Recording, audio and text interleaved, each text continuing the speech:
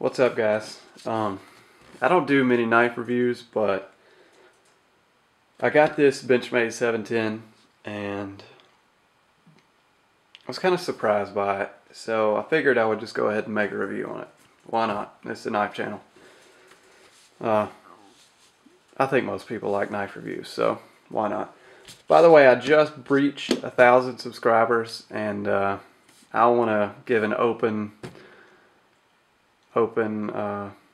message of gratitude to all of you guys. Honestly, wouldn't do it without all the support. I used to say that I would do this for my own enjoyment, but anybody that says they don't, not anybody, I'm sure there are a couple people who don't care about the subscribers, but I would say 99.999% of the people who do this do it for the interaction and the subscribers. And it's not a race to get subscribers, but you don't want to just be making videos and nobody watching them. You know, I mean, you feel good. It makes you feel good when you know people watch and enjoy your videos, and so I do appreciate it, and I thank each and every one of you guys. And I'm gonna be doing a contest soon. I'm gonna think of something good to give away. Maybe a couple items, maybe 2 or 3 items, maybe a knife, and then a couple sharpening implements. I don't know. I don't do anything half-assed, so it's going to be worthwhile. But there is going to be some pretty difficult rules. What I give away probably isn't going to be cheap, so I want to make it to where not just everybody can join. I mean, if you want the items, then you're going to need to do some stuff. Anyway, this is a knife review. Well, I need to shut up about that. Obviously, this is about the Benchmade 710, and the reason I have a Spyderco Military right here is because this is probably the knife that the 710 competes with the most, in my eyes. Defense and Safety did a good video on the 710 a while back, and I'll probably be parroting a lot of the things he says.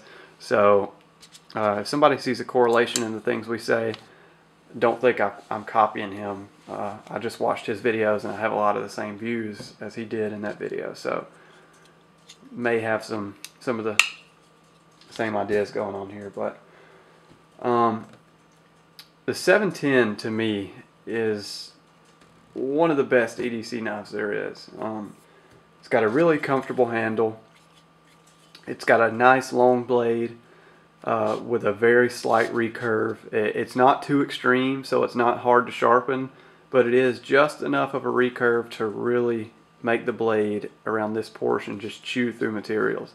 It puts a lot of the pressure of your cut on a pretty small portion of the blade, which equals more cutting force. It's just a really great EDC blade. The blade is ground really thin, so it cuts very, very well, but it's still very strong.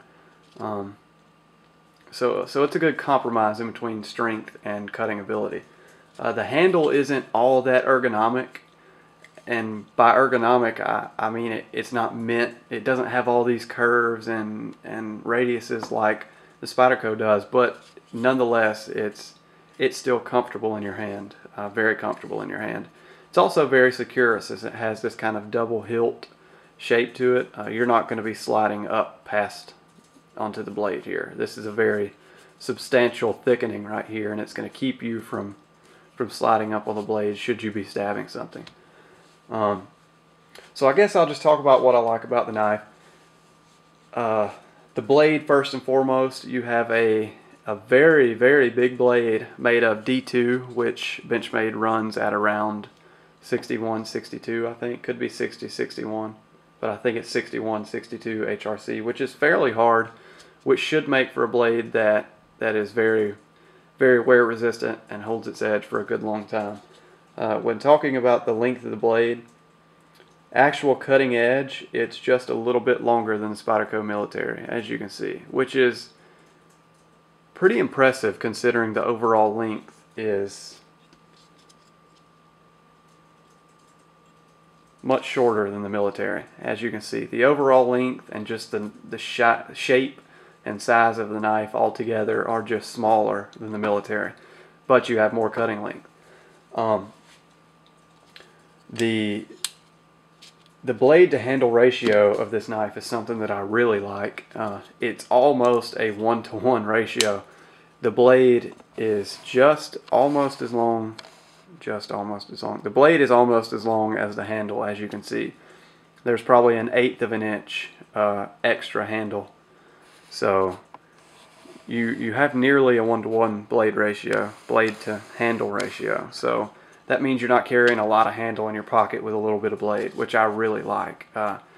This is an extremely compact knife for the blade length. It does have thumb studs, which isn't my preferred method of opening, but it's the only thing that would work on this knife. A thumb hole wouldn't work, so a thumb stud will do. Like I said, I do like the recurve, and I do like the overall hollow grind of the knife. It leaves you a very lean edge that does cutting extremely well. It does have an axis lock, which is one of the best locks on the market. Undeniably easy to manipulate, and it's also undeniably strong, but some people don't like it, and I can see why. It's kind of quirky when you're opening and closing it. It has kind of this pressure you have to overcome where you can see the axis lock move around the tang of the knife. That kind of bugs me because when you're closing, you get this snap in that a lot of slip joints have, and what other knives have it? Lockbacks, and I don't like that little snap in, but I can get over it. The axis lock is really durable, really strong. There's no getting around that. One of the best locks on the market, in my opinion. Build construction. The knife did come with a little bit of blade play, but that was easily adjusted out with a pivot screw. There's still a tiny bit there, but not enough for it to bug me. And even though I tightened the pivot and got most of the blade play out, it still flicks out with relative ease. I can even flick it with my middle finger. So it does have really good build construction. The blade did come off center a little bit, but that's an easy fix. It is screw together construction, which I like. It does have G10 with full stainless steel liners, which I also appreciate. And even though it has full stainless steel liners, they are milled out and skeletonized, so the knife isn't very heavy. I'm not going to give exact weight specs, but it feels maybe just a tad bit heavier than the Spyderco Military. Yeah, just a tad bit heavier than the Military. But the overall compactness of the knife makes up for that. The G10 is a part that I honestly don't love.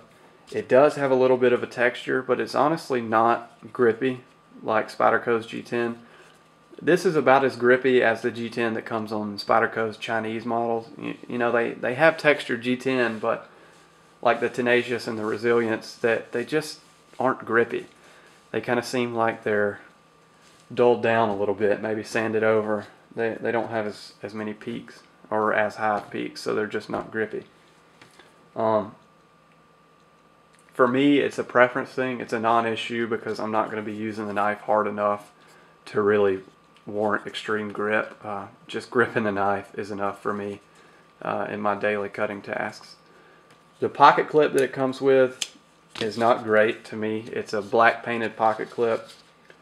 You do have an option for left-hand carry and right-hand carry, but it's only tip up, which also is a non-issue. Most people want tip up. The black painted pocket clip that it comes with, I hate it. So I called Benchmade and asked them for a few of the black oxide split arrow pocket clips you see here. The black oxide clips are more durable for me. They don't scratch nearly as easily, and they don't have paint to chip off like the other clips. And also they just look better to me. They're not as fat and chunky. They just look more stylish, and it seems to fit the knife better than the painted pocket clip.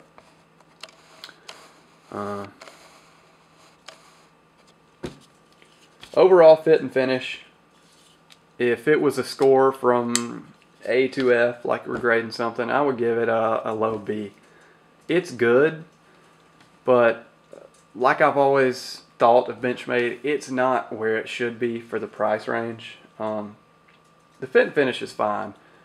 For a $130 knife, I'm not expecting Sebenza level fit and finish or anything like that. But honestly, at this price range, which the military is right around this price range, and so is the paramilitary too. In this price bracket, Spyderco wins hands down in the fit and finish department. It's nothing major with this knife, but it's just things like the G10 not mating correctly with the liner here. The liner is exposed just a little bit right here, as you can see. And it's like that all around the knife. But in some spots it's flush, like this right here, if I could get it in focus. But in some spots the liner's exposed and the liners are kind of dinged up, and the black backspacer is dinged up a little bit, and it's not fit flush with the liners. It's all cosmetic, honestly. But some people may not like it at all. Some people are really into the cosmetic aspect of knives. Me, not so much. I'm looking for function over form. But I can see how some people would really be bugged by that. So in this price range, Spyderco does win, hands down, as far as fit and finish goes. But that's not to say that the knife has terrible fit and finish. It's actually pretty good, and if the worst thing that's wrong with your knife is a little bit of fluctuation in the scale and liner mating surface, and your knife is fairly well put together, honestly. Does have phosphor bronze washers, which I like over Teflon.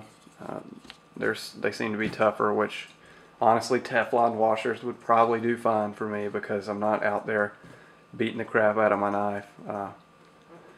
So honestly, this is more than enough for me, and it's probably one of my favorite EDC knives, although it's not the coolest knife I have. It's not the most expensive. It doesn't excel at anything to me, except maybe cutting performance, but it's still just a joy to carry and use. I really like the recurve.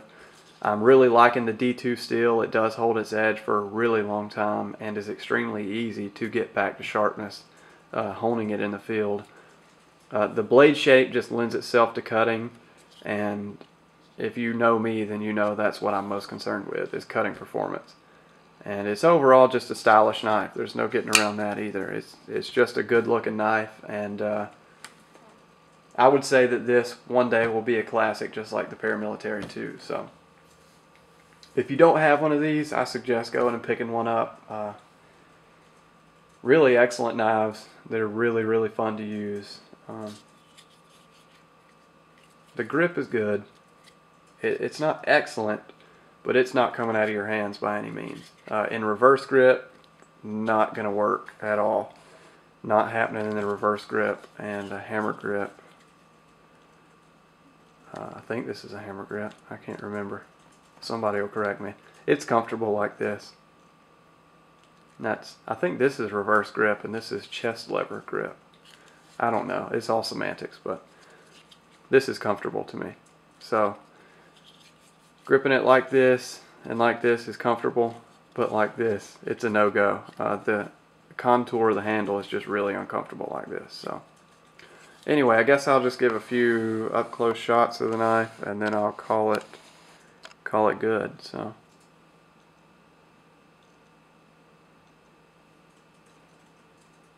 it's hard to keep this in focus.